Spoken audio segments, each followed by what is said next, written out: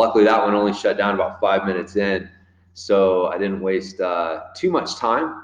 But I'm gonna wait here for this thing to just confirm again that we're live and everything is going, and then we're gonna get going with the webinar again on the 4 quadrants of tension. So if you I'll try and sum up some of the stuff that I was going over, but yeah, all right, looks like we are live again. So once again, I'm gonna give this another shot. Like I said, I had technical difficulties with the first attempt at doing this webinar, so maybe this information is too powerful, and the powers that be are gonna try and shut me down so that you can't get it, but I'm gonna keep trying to get it to you, so I highly doubt that's what's going on. But anyways, welcome again to the 4 Quadrants of Tension webinar.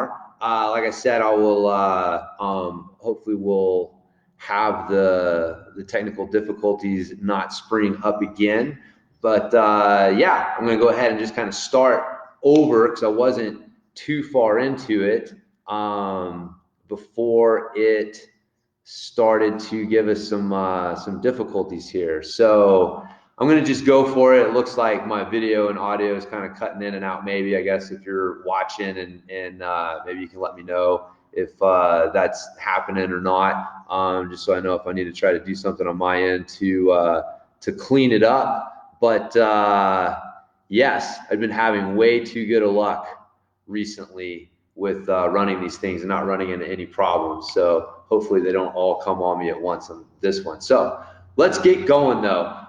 4 quadrants of tension is a concept that I came up with to help me better understand different training tools and training methods and how they apply to us on the bike, and also for us to better understand what different things we're doing on the bike, like what the real demands are, so that we can better understand how to train as riders and have better sport-specific training programs.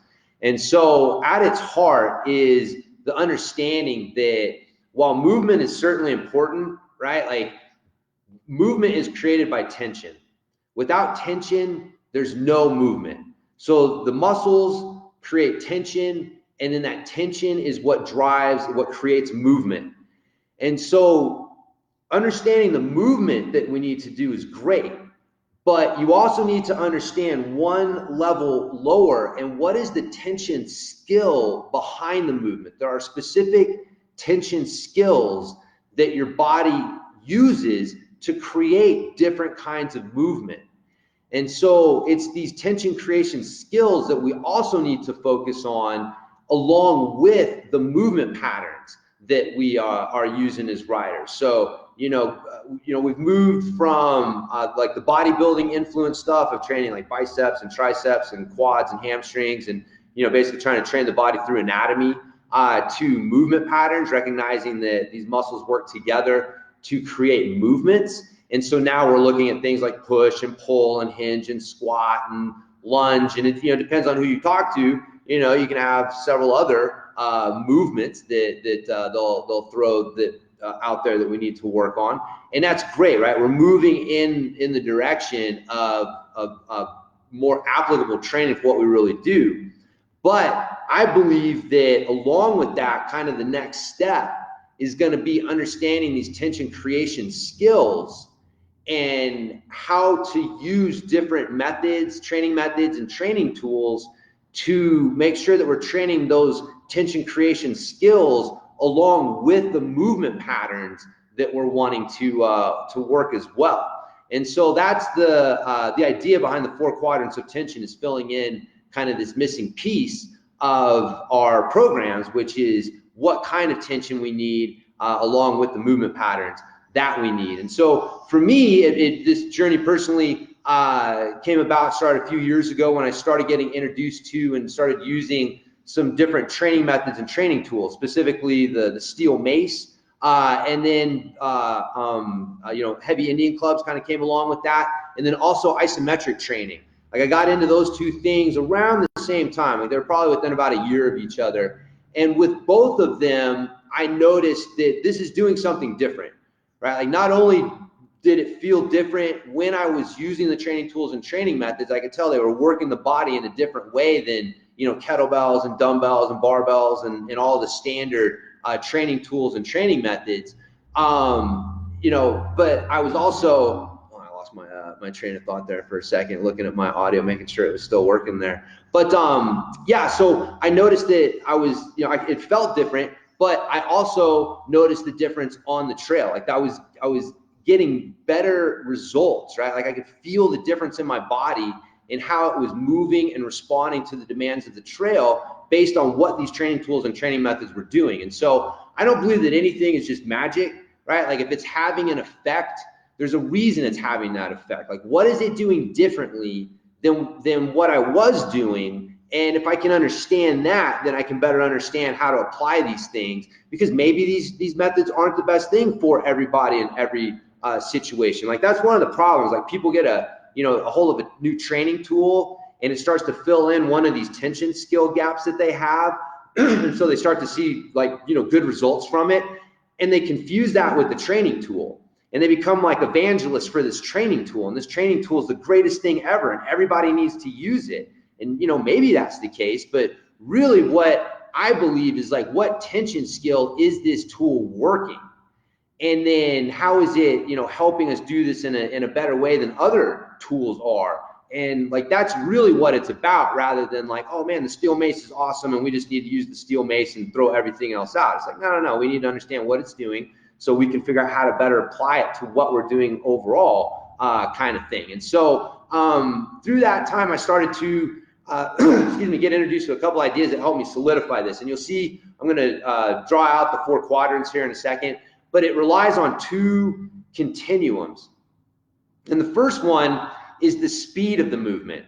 And, you know, again, it makes sense, like doing an isometric squat where you're creating tension, but you're not moving, like just holding a body weight squat, and versus doing a vertical jump, right? Like you could argue that's the same movement pattern, that's a squat movement pattern, but the speed of the movement is different, and the speed of the movement is going to deliver different results. An isometric squat is going to deliver different specific results than a vertical jump will.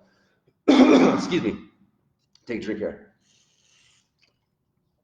So, you know, so again, when you think about it on the surface, this is like self-evident. This is obvious. But, you know, okay, well, what does this mean then? What do these different speeds mean? And then the other continuum is the like leverage versus compression-based tension. And this one's a little bit harder to understand at first until I explain it this way. Think of compression-based tension, which is where the load is even, it's in close to your body. You know, there's like, it's kind of like gym boy strength, right? Like doing a deadlift would be an example of a compression-based load. Like, yeah, you have to stabilize the load some, but most of the effort is going into just overcoming the compressive force of the load and gravity to lift it off the ground. The other end of the spectrum is the leverage-based load. And this is what you could think of as like farm boy strength. And this is, again, like, you know, picking up a bale of hay would be an example of, you know, you're doing a hip hinge. It's a similar movement to a deadlift, but the hay bale provides a much different stimulus for the body than the deadlift does. There's more of a stabilization factor. And so that extreme, or, you know, the between these two things, spectrum. And so, again, when I started to think about the movement speed and then also what kind of tension, is it compression or leverage-based tension, I realized, you know, we could create a quadrant that helps explain some of the things that's going on here. So let me grab my lucky pens here. Not really my lucky pens. They're just the ones that I have here. So I guess I'm lucky that they are here. And I will show you what this looks like. And so the first, let me move this camera up a little bit. Wow. Move this in, make it a little easier to see. Okay, so the first spectrum that I mentioned is the speed of the movement. So we have dynamic, right? And then on the other end of this spectrum, we're going to have isometric.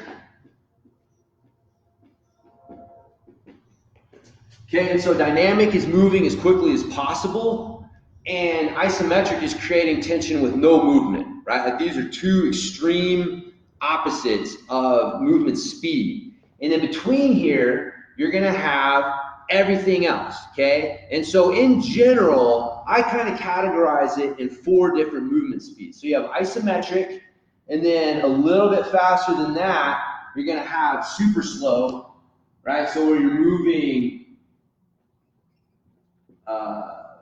slow on purpose. So like, you have a load and you're moving like down to a count of 4 and up to a count of 4 or something like that, but you're purposely moving very slowly. And then, a little faster than that, you just get into like normal speed. I know my chicken scratches here are great. We'll make this an end by connecting that. And so this is where you're just doing your normal speed, right? Like you have a load and you're just moving whatever tempo and cadence comes naturally to you. And then you start getting into the dynamic where you're purposefully moving faster than you normally would, or not normally would, but you're just purposefully applying tension as quickly as you can.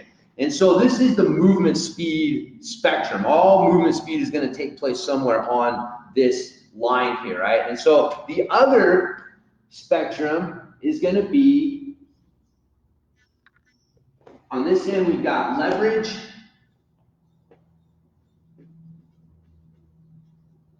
which again is your farm boy, and then down here you've got compression, which again is your gym boy strength. And so everything is going to fall somewhere in this continuum, right? So like if you think about it, like a deadlift on a Smith machine would be like really extreme end of compression. I guess I need to put an end on compression, huh? Compresso. That'll work. Anyways,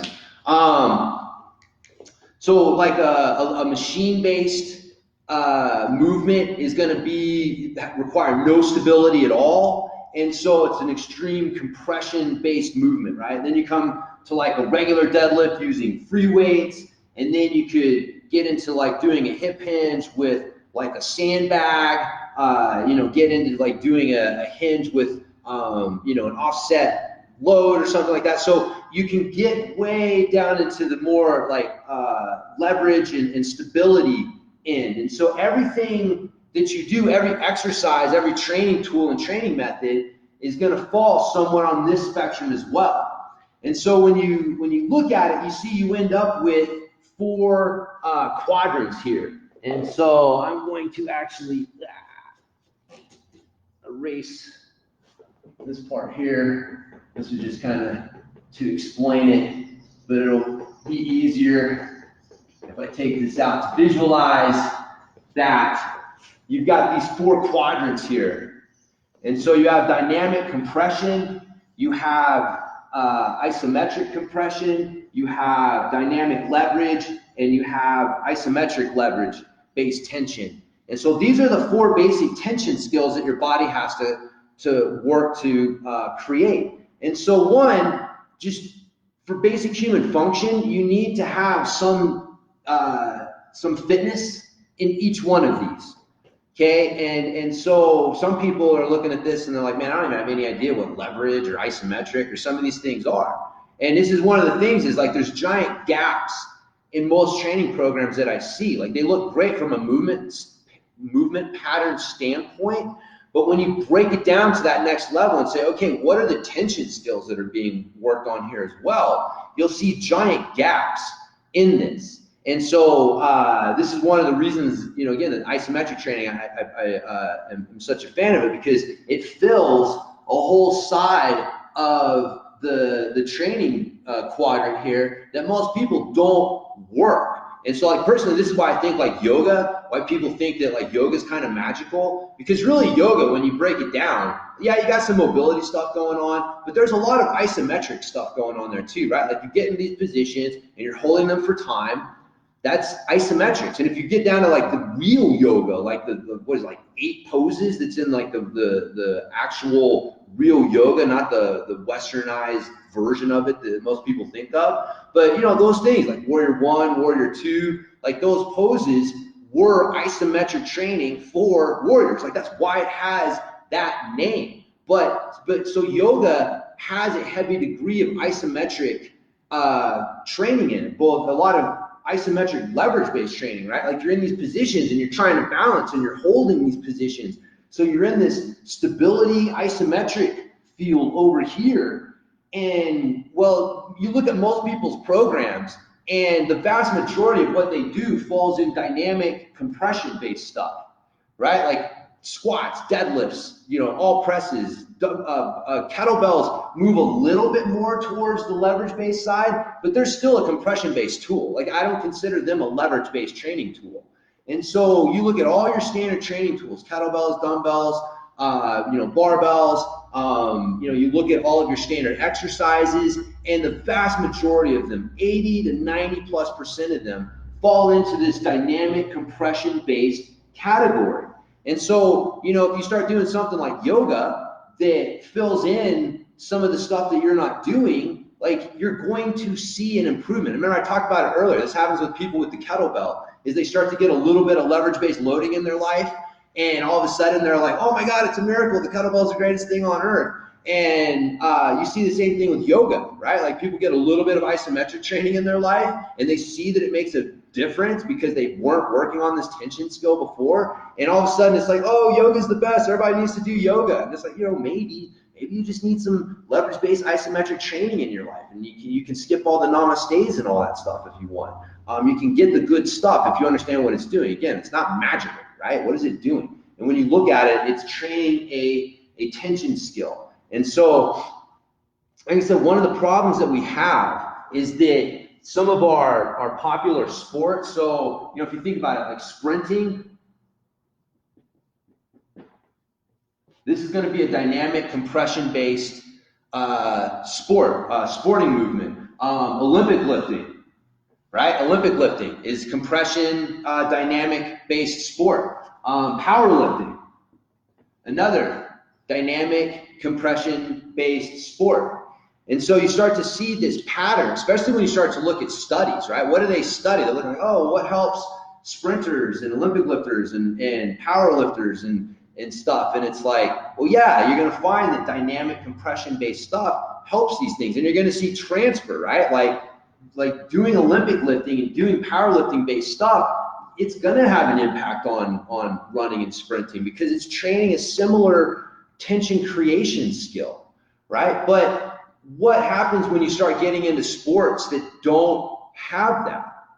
And so, you know, just on like on a large scale, right? Like a dynamic leverage-based movement or sport would be something like golf or baseball, right? Like you're holding something out. It's a leverage-based tool that you're using. And you know you're swinging it, it's dynamic. So like those actions would fall in there, right? So is doing Olympic lifting and powerlifting necessarily going to have the same impact on these guys?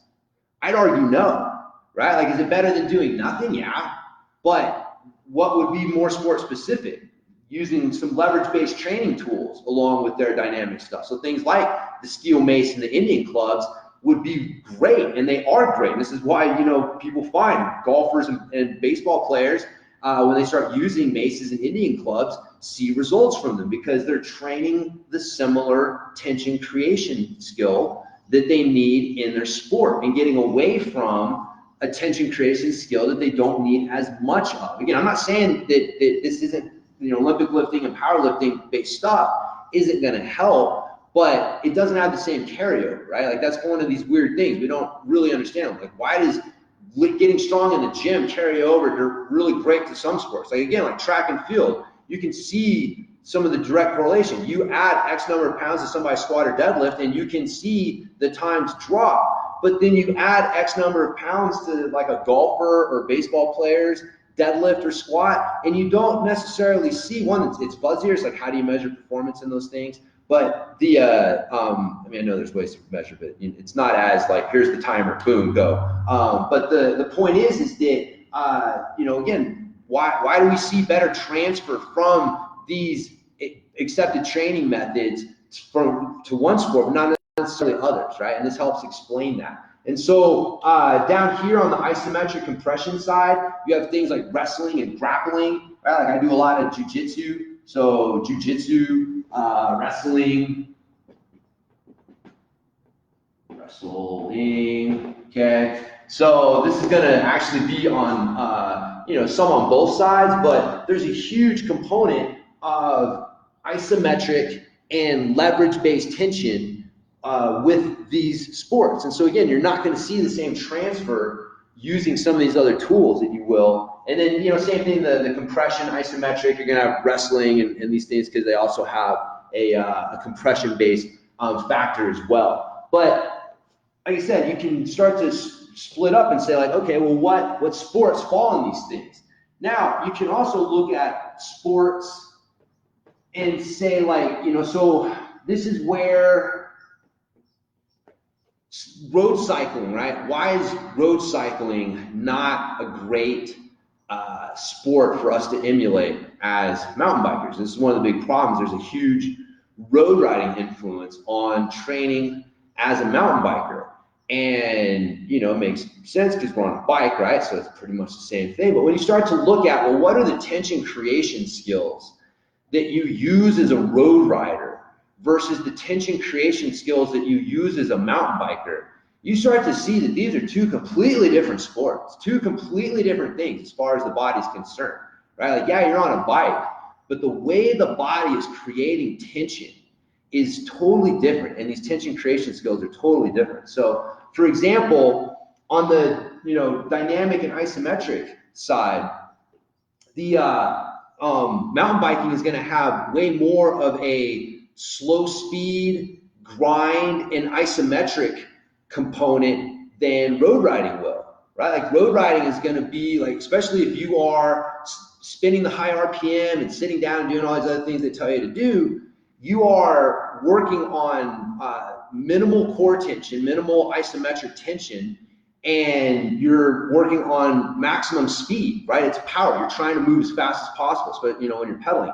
And road cycling is a mono movement sport for the most part, right? Pedaling is what you do.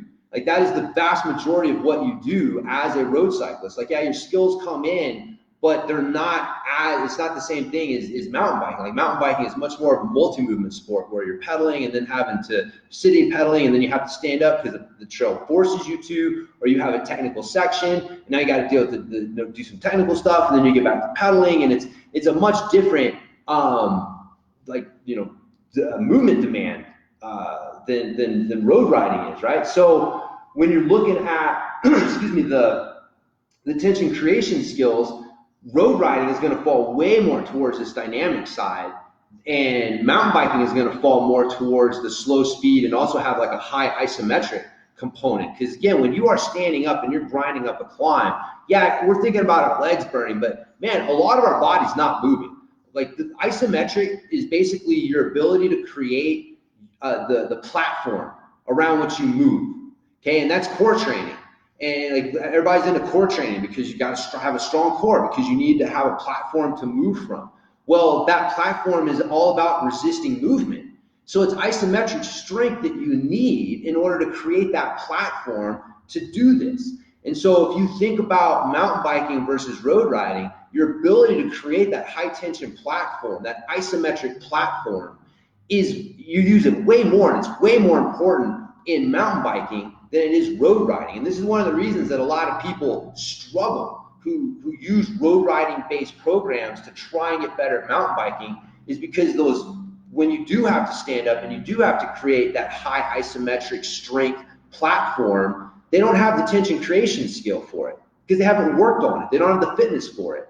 And so, you know, it's hard for them to do, it's hard for them to maintain. And so, you know, they struggle. And then you end up with a bunch of cream trails everywhere called flow trails because nobody knows how to just stand up and pedal and get into high tension isometric mode because we're all stuck in this road riding dynamic more dynamic movement based type thing. This isn't saying you don't do dynamic movement as a mountain biker. That's not what I'm saying. I'm saying that as a whole, when you look at where on this spectrum do these sports fall, you cannot say that road riding and mountain biking are going to fall in the exact same place on this movement speed spectrum.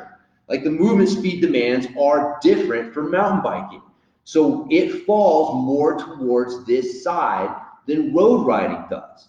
All right. And then you get into the compression versus leverage based tension skills. And again, you look at road riding, it is a compression based movement. Pedaling your bike for the most part is a compression based movement skill. It is, evenly loaded. You're doing one leg at a time, but you're not trying to move like against an unstable, well, I guess some ways, but it is the weight's in close to you. You're not dealing with a grossly misloaded thing, right? So it's more of a compression-based movement. Like all pedaling kind of falls in that category. I mean, running and walking falls in that category. And then you have the leverage stuff. And so the leverage-based tension is your ability to stabilize and deal with especially inputs from the trail, trying to knock you off balance. And so your ability to stabilize and use that leverage-based strength is way more important as a mountain biker than as a road rider. So in general, like you're going to, and again, like if you ride mountain bikes, you know this, right? Like your ability to stabilize and resist leverage. Yeah, we've got some compression-based stuff. We take a hard hit or we land a jump, but there is a lot of leverage-based loads that your body is having to deal with as a mountain biker that it does not have to deal with as a road rider. So again, you can't say that road riding and mountain biking fall in the exact same place on this spectrum. Like road riding overall is going to fall more towards this compression-based side, and mountain biking is going to fall more towards this leverage-based side. So if you were going to just make like a gross, again, this is just a big, gross overview of the sports, and we were going to split them up and say, okay, well, where does this kind of fall? Like you would put mountain biking like more in this area here, right? So it's not isometric, right? This is a spectrum. Like we do have to have some dynamic movement, but your ability to create isometric strength and that slow speed grind stuff is important. Okay, so I would argue it would fall a little bit more on this side of the spectrum, and the leverage-based strength is really important. So again, I'd argue it'd fall in this quadrant here, like not a real heavy one, not like wrestling or jiu-jitsu or something like that, but it's definitely kind of creeping into this quadrant here. Well, where does road riding fall? I'd say road riding falls more in here. Like I'd say like real far down on the compression and dynamic. Like I would put it, more like just, roughly like in that area of the quadrant. So if you're looking at just from the overall, view of it, road riding and mountain biking are two completely different things. Okay, the tension creation skills that you need for mountain biking are totally different than the tension creation skills that you need for road riding. Now again, there's some overlap. I'm not saying that it's 100% different. I'm using the word totally, but that's not accurate. I admit that, okay? There is some overlap, but they are very, very different sports. Like I would say like 80% or more of the tension creation demands are going to be different comparing a mountain bike ride and what you need as a mountain bike rider versus road cycling. And so you can see like why relying too heavily on this is going to not help you here. You can also see why doing things like Olympic lifting and powerlifting type movements and exercises help road riders as much, because they fall in this category too. But sometimes you don't see, like you see some carryover. There's definitely benefit to getting stronger with your deadlifts and getting stronger with your basic lifts and getting some powerlifting, and maybe you don't have to do Olympic weightlifting, but this is kind of where like kettlebell swings and kettlebell cleans kind of start to fit in that category there. But there's definitely benefit to doing that, right? But you need these skills as well. You can't neglect these things.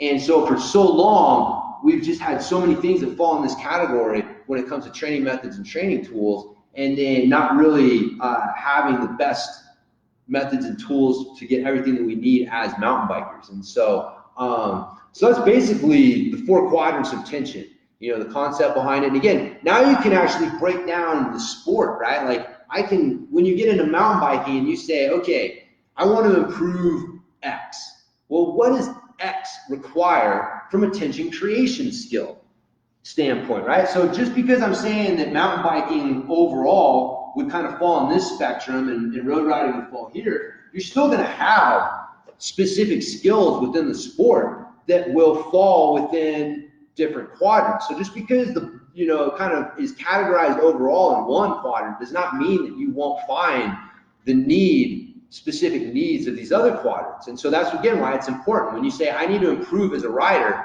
Well, what do you need to improve? And then you need to run that through the 4 quadrants of tension and figure out, well, what tension creation skill do I need as well as, you know, the movement that I need. And so if you're looking at saying like I need to get better at climbing, all right, well, what is climbing? Well, I would argue that you're going to be a better climber if you stand up than if you sit down. Okay, if you look at the strongest climbers, they stand up a lot. Like if you look at the best riders in the world, like the World Cup cross-country riders, yes, they sit down a lot, but they stand up a lot too. All right, like they're not faster and they stand up. They're faster because they stand up. All right, and so if you get stronger and better at standing pedaling, you will get better overall. And the whole idea that you need to sit to keep weight on your rear tires, a myth, right? You don't need weight, you need pressure. If weight was the answer, then the large people, like the heaviest people, would have the easiest time climbing. They'd never break traction, and we know that's not the case. So that right there just disproves the whole, you need weight on your rear tire. You need pressure, and you can apply pressure without having your butt on the seat. And so I just have to throw that out there because I know that people are going to be like, oh, you got to sit down to keep traction and blah, blah, blah. And it's like, no, man. Don't let these people shackle your butt to your seat. Your riding is way better and way more fun when you stand up. But you got to get past these industry myths about the importance of sitting down, which just are completely unfounded. But anyways, my point is, as a little side tangent, my point is if you look at, I need to get better at climbing. All right, well, I would say like you need to get better at standing climbing specifically, because if you can stand up and climb, you're going to be a more powerful climber. Well, what is standing climbing, right? Standing climbing is going to fall more into the, you know, you're not going to be able to pedal as fast, right? So on the dynamic scale, it's going to fall more towards the slow speed. You're going to need a high isometric component for your core, because there's a lot of that you know, platform creation skill that you have to have and walking down the core to create that platform. And so it's going to fall kind of more in here, right? And then it's going to be kind of compression or leverage, like, you know, you're pedaling, so it's going to be compression. So I would say like standing pedaling would fall like in this category here, right? So, but if you're a road rider, it's going to be different, right? Like you're going to be more dynamic. Like, so the exercises and the things that you do, like you can, I'd still argue that standing up is better road riding as well, but the standing up as a mountain biker is better because it allows you to use your skills and weight shifts to deal with obstacles on the trail and just all sorts of things that you don't have to deal with as a road rider, okay? So so standing pedaling, right? Like you just want to make sure that besides standing up more on the trail, well, if you're going to use exercises and strategies to help you improve that you need to be working on that slower speed movement. And so again, like this is one of the reasons I've talked about this, like high tension, low RPM efforts with your cardio training becomes important. This is why you'll see that getting stronger will help your standing pedaling, and also with the isometric stuff as well will help that. And so what else, excuse me, other things you can work on, right? Somebody wants to improve their cornering. Well, cornering is going to require a lot of leverage-based strength, like your ability to lever the bars and rotate your body and deal with the off balance. You know, there's a lot of leverage-based strength going on there. And, you know, again, there's a very high your body, like, yeah, there's movement, but the vast majority of your body, there's a high isometric component as well to create the platform for you to move around. And so again, like, leverage-based loading becomes important for that. And so anyways, like, the idea is that run what you're doing, run what you think you need to improve through this, just to make sure that whatever method that you choose, and then, run the method that you choose to help improve it through this as well, just to make sure they're matching up. And they probably are, right? Like, there's a lot of overlap, but this is just a way to ensure that you don't accidentally end up kind of doing something, like I said, like, you got to improve your standing climbing, and you end up doing something that, works on a lot of more dynamic, doesn't really work on that low speed, the grind, and the isometric stuff that you need a lot for that standing pedaling, then you're not going to get everything you could. So what I want to do now to close out is give you guys some examples of ways to apply this concept to the exercise, the hip hinge, right? And so the hip hinge is a super important exercise. Move this over here. I'll have a little thing made up that I'll post that'll kind of have the 4 quadrants and some of the examples and stuff. But I want to show you guys how this applies, right? And so a lot of it comes down to methods and tools. So we're going to look at a hip hinge using our different methods and tools. So we've got a leverage-based training tool, the steel mace. You can see it's got the load at the end. It's misloaded, generally out away from you. So there's a lot of stability that goes along with this. We've got a kettlebell. And so again, the kettlebell is in close. There's a little bit of, I guess, kind of leverage-based loading compared to a dumbbell, but it is nowhere near the demand, the leverage-based demand that the steel mace has. And so again, I consider this to be a compression-based tool.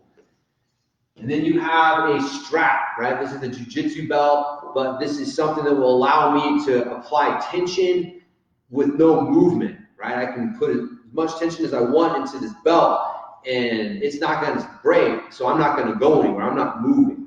And so this allows me to, work some of the isometric stuff. And so our hip hinge, again, is a super important movement for us as mountain bikers. And you want to be able to use all your tension creation skills when doing this. But as riders, we have a very high isometric and leverage-based loading demand on the trail. And so we need to make sure that we're working those tension creation skills along with our normal compression-based stuff, right? So starting out like just a compression-based version of the deadlift would be to have a kettlebell here. Obviously, this is a pretty light kettlebell, it's the same idea whether you're doing a deadlift with a bunch of weight or heavier kettlebell or whatever it is, right? Like, the weight is in close to me, like as close to my midline as it can get, and then it's evenly loaded, right? Like, I don't have more weight on one side than the other. So those basic characteristics define a compression-based load. And again, like I said, like, you could throw in like a machine. If I was doing this on a machine, that'd be even more in the compression-based loading direction. Using a free weights, again, everyone's like, yes, it works your stabilizers, but your stabilizers are working because there's more of a leverage-based component to the load. And so when you go from machines to free weights, it's just moving a little further down that leverage-based loading spectrum. But not, for most people, they don't go far enough. But anyway, so here you go.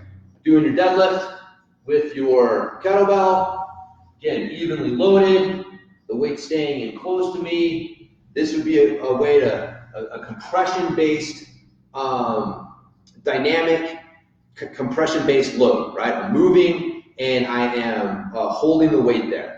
Okay, so an example of a compression isometric movement, right? So I got the weight in close, and this one I'm moving with it, okay? And then I can grab the tool, my strap, and get into the same position, and now I go to do the deadlift movement, but I don't create any movement.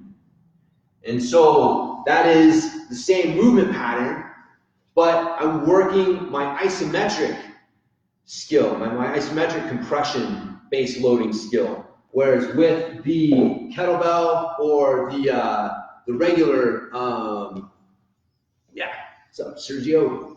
Barbells, like most stuff that we use, right? It's going to be that compression-based loading. Now, again, you can take like the kettlebell swing is a good example where now I'm moving even faster, right? So there's a little bit of leverage-based loading with this because the weight is pulling me back and I'm having to stabilize the weight, but I'm moving faster with it. And so, this dynamic aspect of it. So again, just kind of an example of it's the same movement pattern, but the speed of movement. I've got everything from a swing to a regular deadlift, right? Then I can do like a super slow deadlift where I'm coming up and slow, super slow, and then I don't quite lock out at the top and I start coming down really slow. So I'm creating tension, but I'm purposefully moving slowly. Right? And then I've got, like I said, you can get the training tool, the strap, or even just taking the load and holding. I mean, this is isometric. It's like me holding this position for time for like a minute, minute and a half. Like this would be an isometric hold. And so that, a way I can do that with just this load. So the same training tool, but those 4 movement speeds, the dynamic swing, just the regular movement deadlift, the super slow deadlift, and then the isometric deadlift. Like those are going to be 4 different, they're going to be 4 different stimuluses for the body, and you're going to get different results from those. And so, again, I would argue as riders, the one that we're missing most of the time is that isometric component because we don't work isometrics very much. And so that's one of the reasons that I've been pushing it so hard, because when you look at most programs and you run it through that 4 quadrants lens, you see big gaps in there. And so making sure we're working on that. So the other side is going to be our leverage-based loading. And so this is my leverage-based training tool. And so again, I can do similar movements, right? I've got my, with the mace, again, it's offloaded, so I'm going to just start with my regular hip hinge. So if I just do like a regular deadlift using the mace, okay, so the stability factor here is pretty high. Like for me to keep the mace level with the ground, I have to engage the body and resist movement, because if I just relax, like this happens. Okay, so me just holding the mace in this position is anti-rotation training, and anti-rotation training is basically isometric stability for leverage, isometric stability through the body. And so now when I do my hinge movement, my body is having to resist this twisting and turning. It's having to stabilize my body in a much different way than it does if I'm using the kettlebell or barbell or whatever that is, like a compression-based loading tool. And so you can take this into fast as well, right? Like a steel one from, you can use a lighter steel mace for this, but this is really better done with an Indian club. But just to keep it simple, you can do a swing with the mace.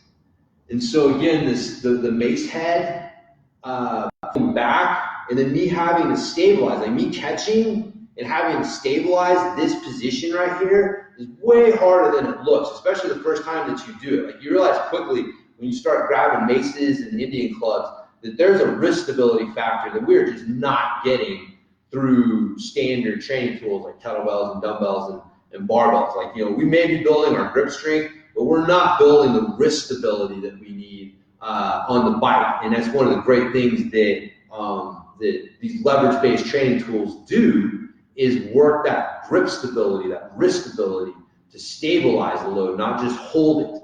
Okay, and so again, me having to do this hinge movement in a dynamic fashion, but having this leverage component, again, it's different, right? So I've got the dynamic movement, I've got the regular speed movement, I've got you can move super slow, you can come down and just hold the position as well to create your isometric. And so, again, just changing the training tool and then changing the speed changes what happens to the body. And you can do this with every movement pattern, the squat, the push, pull, a lunge, all of them. You can look at, well, how do I work these different tension creation skills through different speeds and different training tools.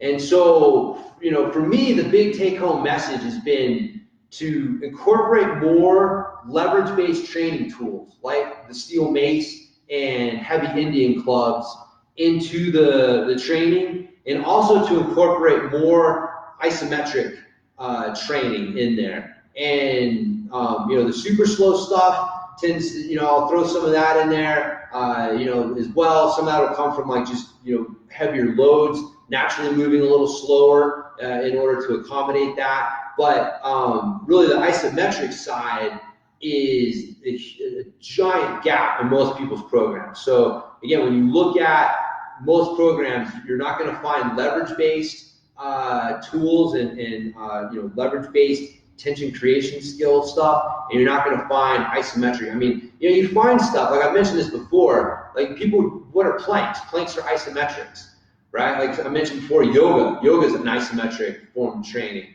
Anytime you're pausing at the bottom of a squat, like that's an isometric hold. Anytime you're creating tension and you're not creating movement, that's isometrics. So when you look at what's going on with different programs and stuff and different things that people are putting out there, with that in mind, you start to see that isometrics are there, right? People use isometrics. They just don't use them in any sort of systematized, purposeful way. And they definitely don't use them through this lens of the 4 quadrants where they're trying to assess what you need as an athlete and what within your sport, the specific movements and stuff that you need to improve. Like what are those, what are the tension creation skills, and how can you use isometrics to specifically target those things as well? And again, it's like why would you? Because you just need to do push, pull, hinge, squat, and you've got a functional program, right? Throw in a couple swings and get-ups and, some loaded carries, and it's like, hey, everything's great.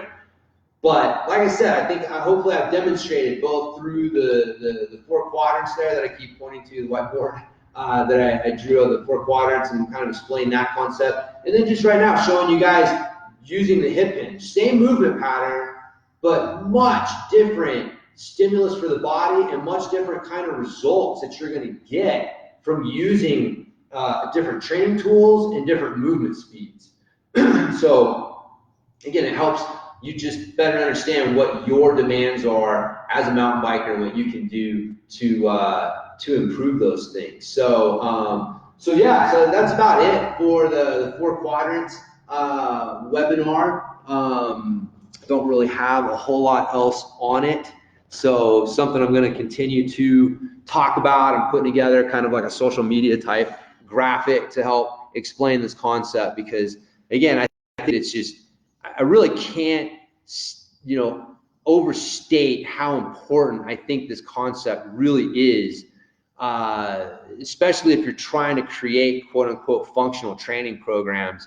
Because if you're not looking at the tension creation skills and then using different tools and methods to help target those different creation skills, and again, just as a human being, just as a functional human being, you need some fitness and skill in all 4 quadrants.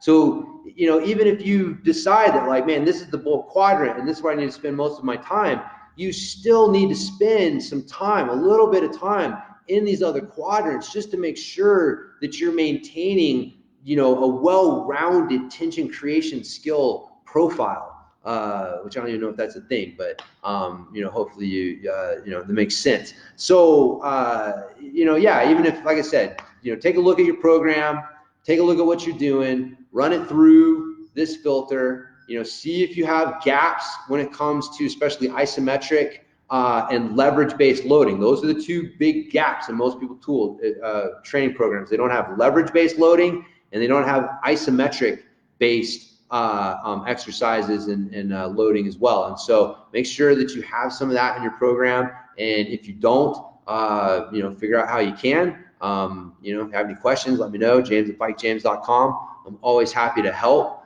But yeah, like I said, hopefully you guys got some fuel for thought, some things to think about, help you make better training decisions and waste less time in the gym doing stuff that may help athletes that have a different context than you do, right? The context is everything. And for us as athletes, the tension creation skills along with the movement patterns, that's the context that we have to keep in mind. And so don't get led astray following other athletes that have a different context than you do. So anyways, yeah, appreciate you guys checking this out. Again, if you have any questions, let me know. James@bikejames.com. You have any suggestions for things you'd like to see me cover, let me know.